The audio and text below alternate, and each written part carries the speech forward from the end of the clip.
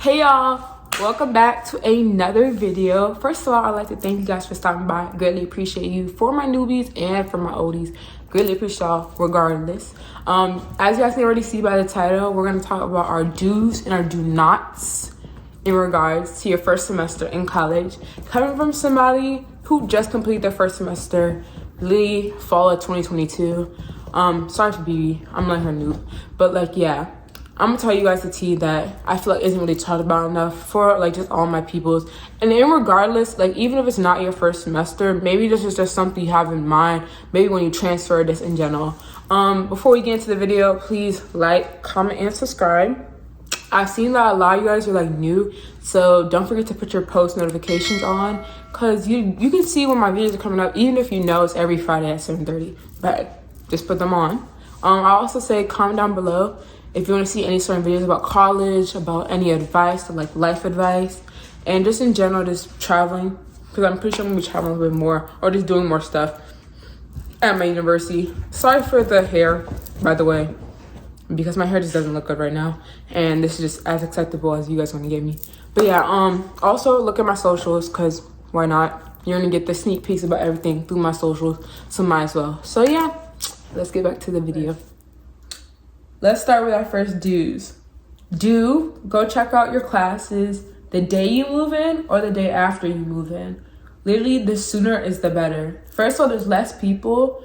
You don't have to feel the need to socialize with your roommate or like whoever's like living around you. I know for me, my roommate at the time was moving in, so it just felt like awkward for me to stay there and socialize. So like I was able to go and just kind of be more productive and check out my classes. Nobody was there. And I can kind of get how like going from my like dorm to my classes and just kind of grasp the area. Plus, it's easy because you're kind of taking it in now that you left your parents. Now, let's go to our don'ts. Don't read the syllabus only once.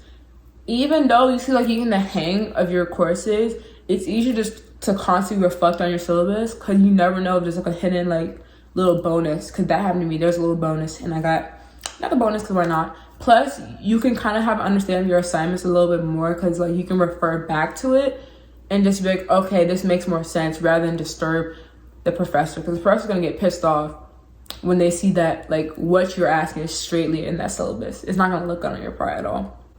So now for our do's.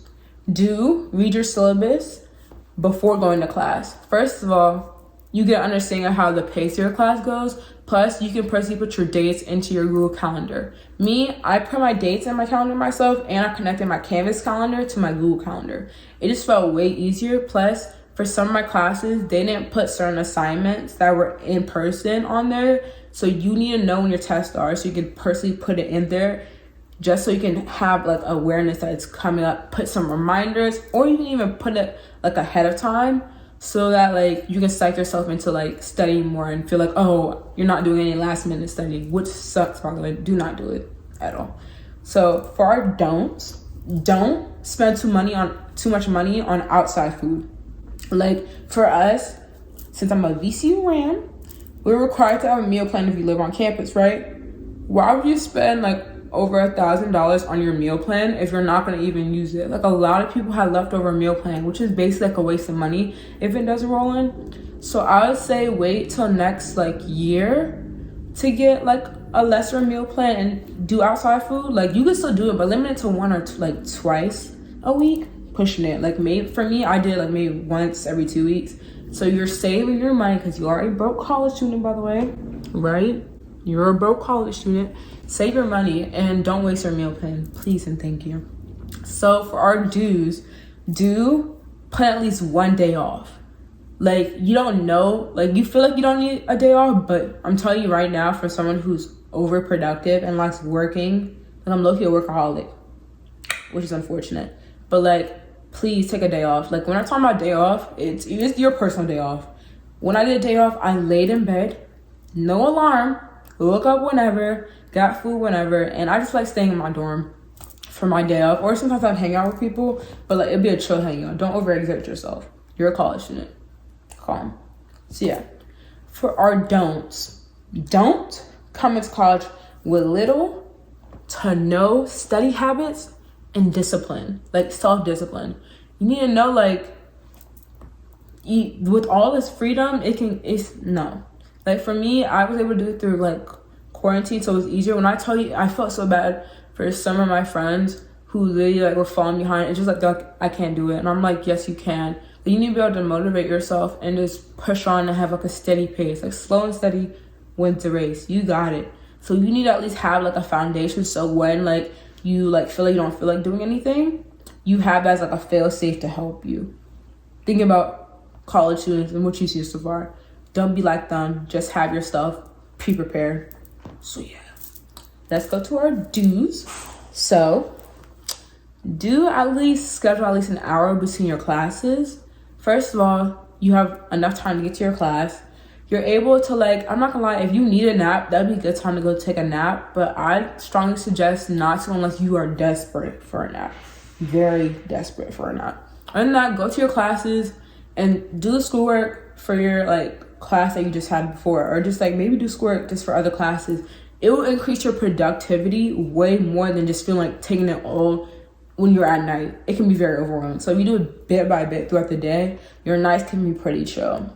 It worked for me. I hope it can work for you. So don't expect people to come into college with the same mindset as you. Like I personally would say to tread lightly with individuals. It's just you don't know how people are and like what motivates them to make friends. And you will be surprised what you see in college. Like you think your standards are 100 right now. Lower it to a complete zero. No. It's a no. So tread lightly from your big sis, or technically little sis. Just tread lightly. Okay?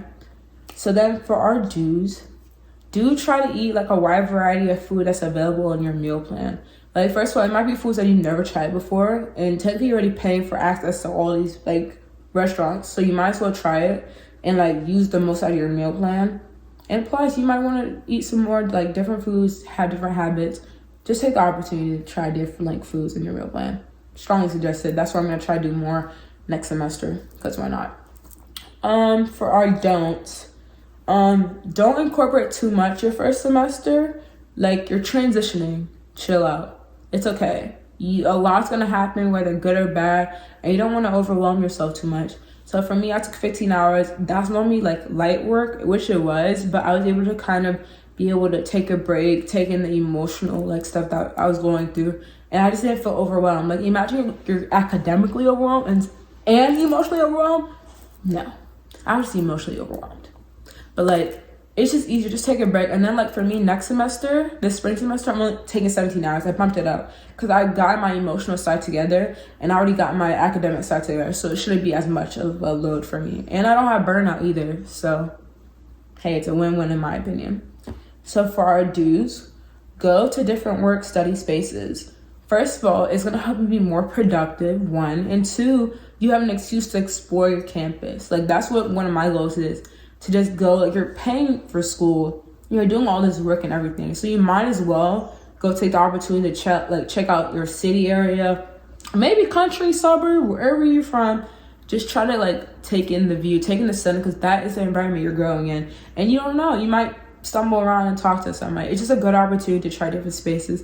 Plus, if you see this Instagram right here, I literally went to different study spaces, and you know how many people I didn't even know were like following me, talking about some, hey, where you study at? Where is this place? Where is this place? Like, first of all, if you're a person who likes views, it's very beneficial for you. But I'm telling you right now, it has a lot of pros to just try different study spaces, and even try different buildings that aren't even like with your major, like, cause why not? So yeah, plus check the Instagram. It's good like picture reviews of the Richmond area and places I've studied at. You probably would like some. For our last don't limit yourself. You got this. I believe in you. Even though I'm through this camera, I believe in you. And I just hope you take all this advice that's coming through. And I feel like don't just stay in your dorm. If you know yourself, stay in your dorm in a moderate pace that you think is beneficial for you. Just know that you are more than what you think you are. So if you want to try something new, you really like this major, this minor, try it. And just, you're living and learning, so might as well take everything that comes with it, you know? There's so much that you can do. You have so much potential. Don't limit it now that you did that at home, okay? This is not home no more. It's a new environment that you are gonna prosper and foster in. Period. And I'm gonna leave you with a sweet note. Do go to those free college events, because why not? You're paying for it. You are paying for it. Might as well. Plus, these are like networking events, like career and just personal interests. Like, I went to a vision board event and they gave us food and I made my own vision board. Like, what's wrong with that? What's wrong with that? And I literally got my sociology minor by going to a major and minor fair, and they were giving out free stuff. Free. And you were able to network. Like, it was so many like pros. That's one of my best parts of going to college, is taking the opportunity to go to anything that's offered. And networking, because you know that's how you get a job, y'all. Networking. So just take the opportunity. You see an event in your school and you're like, I've never tried it. Don't even be afraid to even, I guess this is a don't. We're gonna have one more don't. Don't be obligated to go with people. Believe my first semester, I was by myself 95% of the time. Yes, it sucked, but your girl kept it pushing, and I made a lot of memories for myself. Because you need to learn how to grow yourself and foster yourself, because you are your biggest fan. Remember that. You are your biggest fan. So I would say do it. Just go and do it. That's the end of this do's and do nots. Sorry, because certain person, aka Joshy Poo, doesn't like when I say do not. Do's and don'ts video. If you want another one, please let me know in the comments down below. Don't leave here without like, comment, and subscribing right now. Plus turn on those post notifications. Thank you for coming all the way to the end of this video. Very proud, greatly appreciate it. It means a lot to me. And yeah, I'll see you in another video next week, Friday at 7:30 p.m. Turn on your TVs. So yeah, bye.